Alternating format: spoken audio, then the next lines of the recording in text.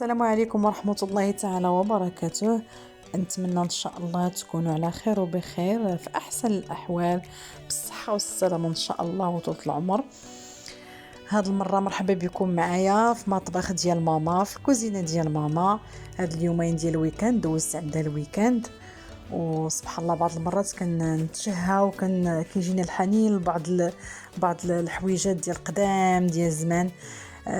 لهذا طلبت منها انها دير لينا داك الرفيسه او التريد البلدي. المهم ضروري ديك اللمسه ديالها، ديك المريقه ديالها هي اللي صايباتها من اليديدات ديالها. الله يحفظها ليا ويطول ليا في عمرها ويعطيها صحتها ان شاء الله يا ربي.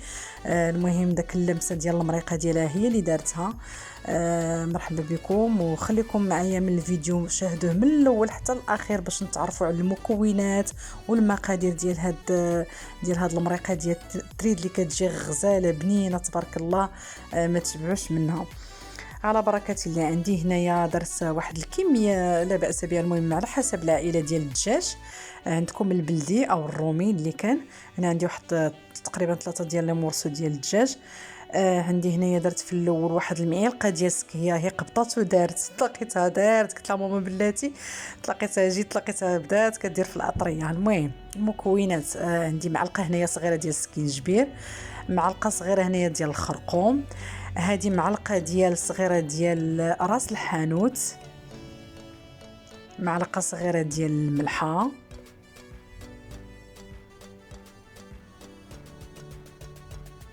وهنا عادي دير واحد الخلطه ديالها كتمشي عند العشاب وكيطحنها ليها، واحد الخلطه السحريه كدار. هاد المعلقه الاخيره كتكون من المروزيه ديال الدجاج وبودره ديال البصله وشويه ديال القعقله، شويه ديال البسيبيسه وشويه ديال البودره ديال الثومه. هنا ما عادش دير ماما الثومه لانه كيطيح ليها الطونسيون، اللي ايفيتيت انني ندير الثومه. درنا واحد شويه هي المذاق، شويه ديال الثومه، درت هنا تقريبا 2 معالق، لان داك المروزيه ديال الدجاج وبسيبيسه وقعقله وداك البودره ديال البصله وداك شويه ديال البودره الثومه كتعطيها واحد اللوغو غزال، مع زائد راس الحانوت المساخن كناخذهم عند العطار وكيطحنوهم لينا. هنايا عندنا معلقه درت ديال صغيره ديال الابزار مخلط، هنايا كتخلطوا ماما البزار الابيض والبزار الكحل بجوجهم.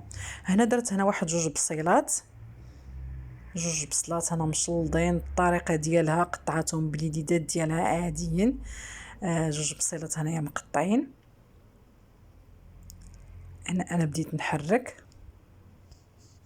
المهم ديك اللمسه السحريه ديال هاد المريقه هي اللي بدات ليا هي اللي فتحت ليا الكوكوت. تبارك الله، واحد المذاق غزال. واخا المهم انا واخا كنقيل ندير في داك لي دوز هكا بالمعلقه ما كيجينيش بنين بحال ديالها.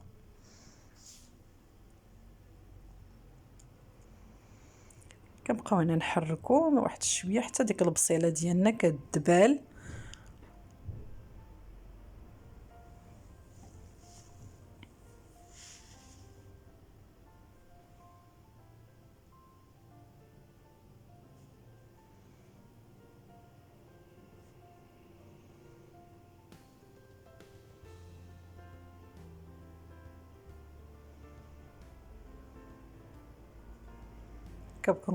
كنقلبوا في الطريفين ديال الدجاج ديالنا حتى كتدخلهم العطريه. انا عندي تقريبا واحد 5 المعالق ديال العديسه، واحد 5 المعالق ديال الفول، وتقريبا واحد 3 المعالق ديال الحلبه. هنا رفيسه بلديه ديال زمان طبيعيه كطيب ماما فيها كلشي في خطره وحده. هنايا الحلبه ما طيبتهاش لينا بوحديتها، دارت لينا كلشي في خطره وحده ديال زمان.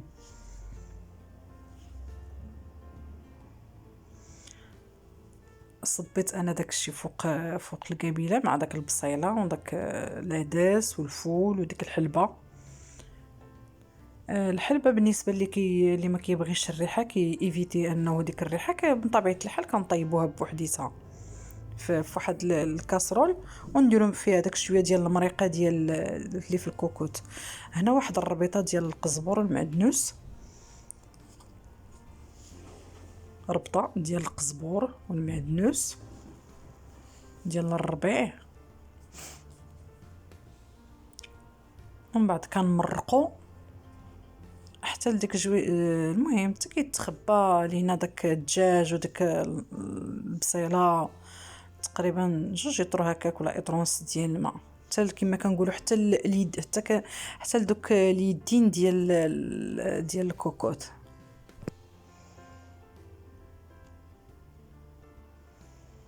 صافي ونقفلوا الكوكوط ديالنا ويطيب لينا المريقه ديالنا، وطيب لينا الدجاج وداك الفول وداك العديسه.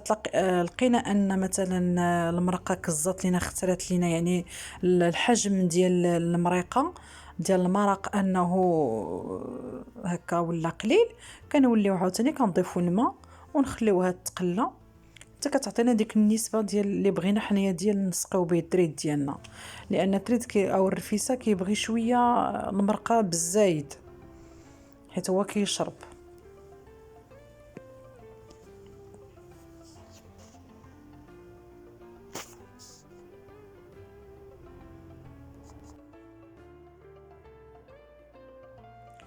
انا في الاخير ضفت الزيت، نص كاس ديال الزيت البلديه او زيت الزيتون تقريبا، عاوتاني نص كاس مع عمرش ديال زيت المائده او الزيت الروميه. انا النص ما كاملش مع عمرش، تقريبا الربع، يعني بحال قلنا كاس الا ربع ديال الزيت البلديه والروميه مخلط، نص كاس ديال زيت الزيتون وربع كاس ديال زيت الروميه.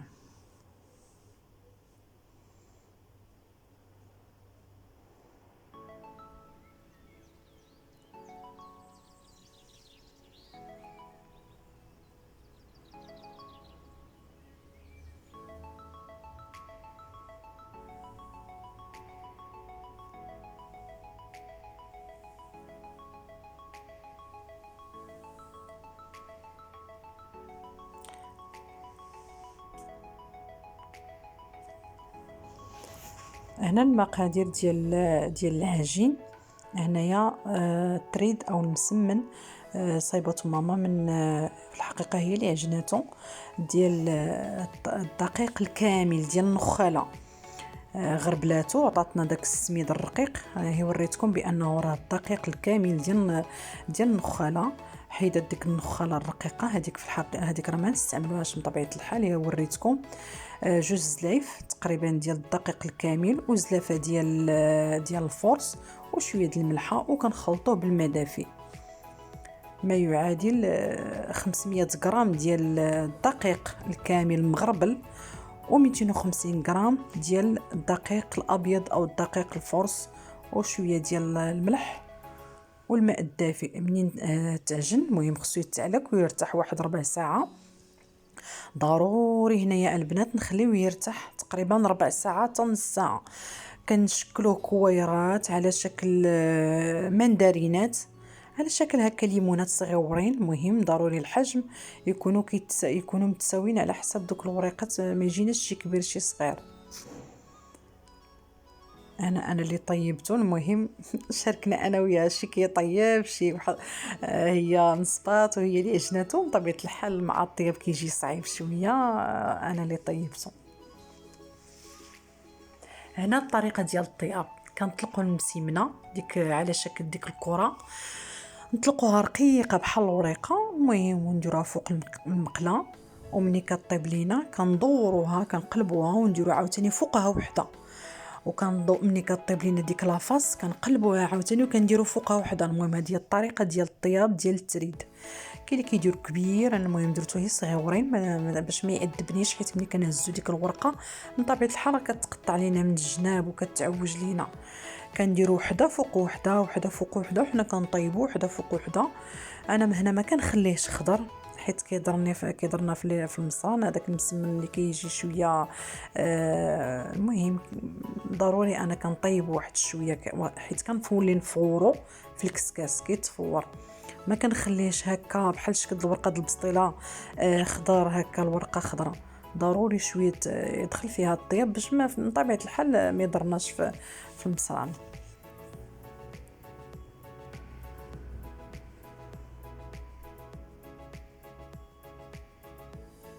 المهم كنبقاو هكا كنطيبوا بهذه الطريقه ونشكلوا هاد الكريات ونطلقوهم. هذا هو بحال هكذا كيجي بحال هكا تبارك الله، ورقه مفروزه على اختها. هنا قطعاتو ماما هي اللي قطعاتو هكا بطريفات، ما كما كنديروا حنا دابا كنشدوا 4 5 ونروليوهم ونقطعوهم رقيقين بالمقص. هذا هو طريقه التقطاع ديالي. هنايا قطعته ماما عادي. هذا هو الشكل النهائي ديال التريد. نتمنى ان الفيديو ديال اليوم ينال الاعجاب ديالكم. ما تنساونيش من اللايك والاشتراكات والتعليقات الغزالين زوينين ديالكم. بالنسبه للبنات القدامين شكرا لهم على التعاليق الزوينين ديالهم، وبالنسبه للبنات الجداد او كل من كيلتحق بيا في القناه ديالي مرحبا به، الف مرحبا بكم. كنتشجعوا بكم، كنزيدوا القدام ان شاء الله، وانتم عائلتي الثانيه. الله يخليكم.